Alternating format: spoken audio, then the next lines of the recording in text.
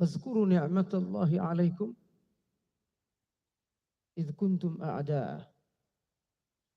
Ingatlah nikmat Allah kepada kalian. Idh kuntum a'da'a, ketika sebelum Islam kalian itu selalu bermusuhan. Maksudnya jahiliyah nih. Perang mulu. Kehilangan sendal aja perang suku. Itu namanya a'da'a, saling bermusuhan, enggak ada ukhuwah, kosong. Jadi kebalikan ukhuwah itu permusuhan. A'da'a. Lalu kemudian kata Allah, fa'allafa baina qulubikum. Lalu Allah mempertautkan antara hati kalian. Mempertautkan antara hati kalian. Menguatkan persaudaraan antara hati kalian. Fa'asbahtum bini'matihi ikhwana. Maka dari nikmat Allah itu, tadinya bermusuhan, lalu hati kalian dibersihin, dipertautkan, maka kalian menjadi ikhwana, bersaudara. Kalau kita lihat ayat ini, panas ya, alhamdulillah. Kalau kita lihat ayat ini, sekalian surah Ali Imran, dua kali Allah menyebut nikmat. Pertama, wazkuru ni'matallah. Ingatlah nikmat Allah.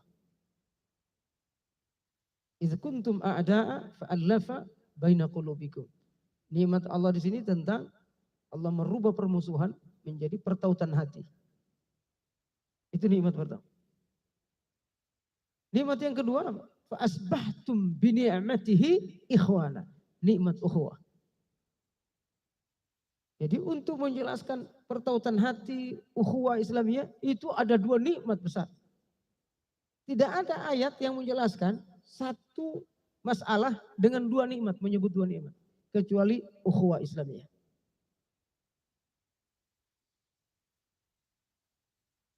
Oleh karenanya, Bapak Ibu sekalian dirahmati Allah, ukhuwah itu nikmat terbesar.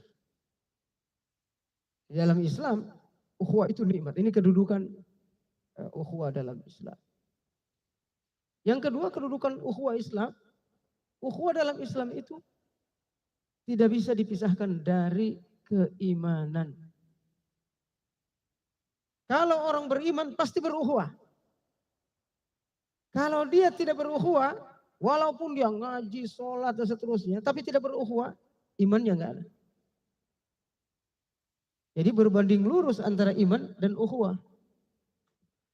Omong kosong orang bilang ukhuwah, beriman, tapi dia tidak berukhuwah. Sering mecah-mecah belah umat. Omong kosong. Kenapa? Karena Allah yang bilang, yang mengatakan begitu Allah. Apa kata Allah? Innamal mu'minuna ikhwah. Wa aslihu dzata bainikum. Wa ati'ullah wa rasulahu. Orang hanya saja. Kalau dalam bahasa Arab namanya adatul hasr. Alat membatasi. Hanya saja. Hanya ini orang beriman. Kalau enggak beriman. Innama, maka pakai innama. Siapa itu? Al-mu'minuna ikhwah. Jadi orang yang disebut mu'min itu bersaudara. Kalau tidak bersaudara, tidak bisa disebut mu'min. Sepakat ahli tafsir menunjukkan bahwa ukhuwah itu bagian dari akidah, bagian dari iman. Itu posisi ukhuwah dalam Islam. Makin kuat imannya, makin kuat ukhuwahnya. Harusnya begitu yang normal. Makin tinggi takwanya, makin tinggi persaudaraannya. Normalnya begitu. Berdasarkan ayat innamal mu'minuna ikhwah.